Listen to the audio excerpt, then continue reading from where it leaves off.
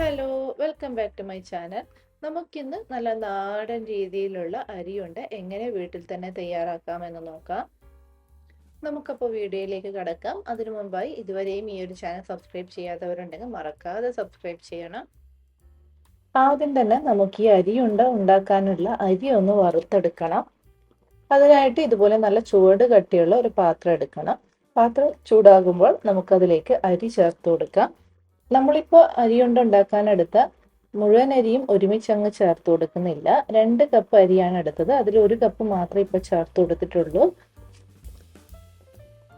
അപ്പോൾ നിങ്ങളും ഇനി അരിയുണ്ട ഉണ്ടാക്കുമ്പോൾ കുറച്ചധികം അരി എടുക്കുന്നുണ്ടെങ്കിൽ മുഴുവൻ അരിയും ഒരുമിച്ചങ്ങ് ചേർത്ത് വറുത്തെടുക്കാൻ പാടില്ല. അപ്പോൾ അത് കുറച്ചൊക്കെ കരിഞ്ഞു പോകും, നന്നായിട്ട് വറുത്തും കിട്ടില്ല. അതുകൊണ്ട് ഇതുപോലെ കുറേശ്ശെയായിട്ട് വേണം വറുത്തെടുക്കാൻ.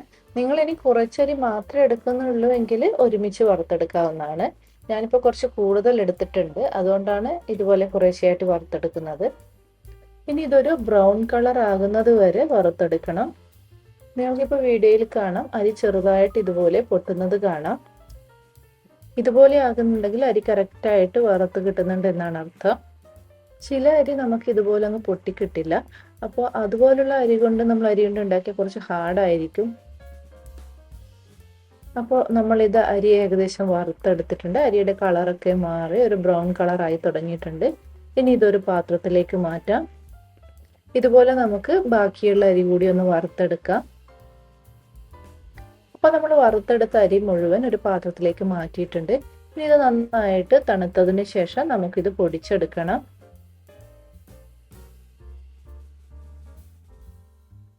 അപ്പോൾ ഇത് വറുത്തെടുത്ത അരി നന്നായിട്ട് തണുത്തിട്ടുണ്ട്. ഇനി ഇതൊരു മിക്സിയുടെ ജാറിലേക്ക് മാറ്റി നമുക്ക് പൊടിച്ചെടുക്കാം. ഇത് മുഴുവൻ ഒരുമിച്ചങ്ങ് പൊടിച്ചെടുക്കാൻ പറ്റില്ല, അതുകൊണ്ട് കുറേശ്ശെയായി ചേർത്ത് പൊടിച്ചെടുക്കാം. അപ്പോൾ ഇതാ നമ്മൾ വറുത്ത അരി പൊടിച്ചെടുത്തിട്ടുണ്ട്. നമുക്കിനി ഇത് വേറൊരു പാത്രത്തിലേക്ക് മാറ്റാം. ഇതുപോലെ ബാക്കിയുള്ള അരിയും പൊടിച്ചെടുക്കാം. നമ്മളിപ്പോൾ വറുത്തെടുത്ത അരി മുഴുവനായിട്ടും പൊടിച്ചെടുത്ത് കഴിഞ്ഞു. ഇതിലേക്ക് നമുക്കിനി ഒരു നുള്ളു ഉപ്പും 1 ടീസ്പൂൺ ഏലക്ക പൊടിച്ചതും ചേർത്ത് കൊടുക്കാം. എന്നിട്ട് നന്നായിട്ടൊന്ന് മിക്സ് ചെയ്ത് കൊടുക്കാം. നമ്മളപ്പോൾ ഇത് മിക്സ് ചെയ്തെടുത്തിട്ടുണ്ട്. ഇതുപോലെ തന്നെ നമ്മൾ ഏകദേശം ഒരു 2 കപ്പ് ശർക്കര എടുത്തിട്ടുണ്ട്. അതുപോലെ 3 കപ്പ് തേങ്ങ ചിരകിയതും എടുത്തിട്ടുണ്ട്. ഇനി നമുക്കിതെല്ലാം കൂടി ഒന്ന് മിക്സ് ചെയ്തെടുക്കണം. അതിനായിട്ട് ഒരു മിക്സിയുടെ ജാറിലേക്ക് ആദ്യം തന്നെ കുറച്ച് അരി പൊടിച്ചത് ചേർത്ത് കൊടുക്കുക. കൂടെ തന്നെ കുറച്ച് ശർക്കരയും കുറച്ച് തേങ്ങ ചിരകിയതും കൂടി ചേർത്ത് കൊടുക്കുക. എല്ലാം കൂടി ഇട്ട് കൊടുത്തതിന് ശേഷം ഒരു 2 സെക്കൻഡ് ഒന്ന് കറക്കിയാൽ മതി. അധിക നേരം അടിച്ചെടുക്കരുത്, അപ്പോൾ തേങ്ങയൊക്കെ അങ്ങ് അരഞ്ഞു പോകും. അപ്പോൾ ഇത് നമ്മളെല്ലാം കൂടി ഒന്ന് അടിച്ചെടുത്തിട്ടുണ്ട്. ഇനി ഇത് നമുക്കൊരു പാത്രത്തിലേക്ക് മാറ്റാം. നമ്മൾ വറുത്തെടുത്ത അരി മുഴുവൻ പൊടിച്ചെടുത്ത് അത് ശർക്കരയും തേങ്ങയുമായി മിക്സ് ചെയ്ത് ഇതുപോലെ വേറൊരു പാത്രത്തിലേക്ക് മാറ്റിയിട്ടുണ്ട്. ഇനി നമുക്ക് ഇത് ഉരുളകളാക്കി എടുക്കാം. അപ്പോൾ ഇത് നമ്മൾ അത്യാവശ്യം ഒരു ഉരുണ്ട ഷേപ്പിൽ ആക്കി എടുത്തിട്ടുണ്ട്. ഇതുപോലെ നമുക്ക് ബാക്കിയുള്ളതും കൂടി ഒന്ന് ഉരുട്ടിയെടുക്കാം. പണ്ട് തൊട്ടേ അമ്മമ്മയൊക്കെ ഈ ഒരു രീതിയിലാണ് അരിയുണ്ട ഉണ്ടാക്കാറ്. അപ്പോൾ ആ ഒരു റെസിപ്പിയാണ് ഞാൻ നിങ്ങൾക്കും ഷെയർ ചെയ്തത്.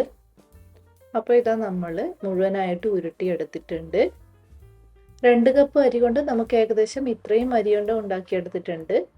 ഇത് നമുക്ക് പുറത്ത് വെച്ചാലും കേടാകില്ല. ഏകദേശം ഒരു 10 ദിവസമൊക്കെ ഒരു കേടും കൂടാതെ നിൽക്കും. സ്കൂൾ വെക്കേഷൻ ടൈമിൽ മിക്ക ആളുകളുടെയും ടെൻഷനാണ് വൈകുന്നേരം ചായയുടെ സമയത്ത് പിള്ളേർക്ക് എന്ത് കൊടുക്കുന്നുള്ളത്. അപ്പോൾ നമ്മൾ ഇതുപോലെ അരിയുണ്ട ഉണ്ടാക്കി സ്റ്റോർ ചെയ്ത് വെക്കുകയാണെങ്കിൽ പിള്ളേർക്ക് ഹെൽത്തി ആയിട്ടുള്ള ഒരു സ്നാക്സ് നമുക്ക് കൊടുക്കാൻ വേണ്ടി പറ്റും.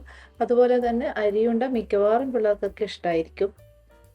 നമ്മൾ കടയിൽ നിന്നൊക്കെ വാങ്ങിക്കുന്ന അരിയുണ്ടേക്കാൾ രുചിയുണ്ട് ഈ ഒരു അരിയുണ്ടക്ക്. അതുമാത്രമല്ല കടയിൽ നിന്ന് വാങ്ങിക്കുന്നതൊക്കെ മിക്കവാറും ഭയങ്കര ഹാർഡായിരിക്കും, പെട്ടെന്ന് കേടാവുകയും ചെയ്യും. അപ്പോൾ നിങ്ങളും ഈ ഒരു രീതിയിൽ അരിയുണ്ട ഉണ്ടാക്കി നോക്കണം. എന്നിട്ട് അഭിപ്രായങ്ങൾ കമൻറ്റ് ചെയ്ത് അറിയിക്കണം. വീണ്ടും പുതിയ റെസിപ്പിയുമായി അടുത്ത വീഡിയോയിൽ കാണാം. അതുവരേക്കും ബൈ ബൈ.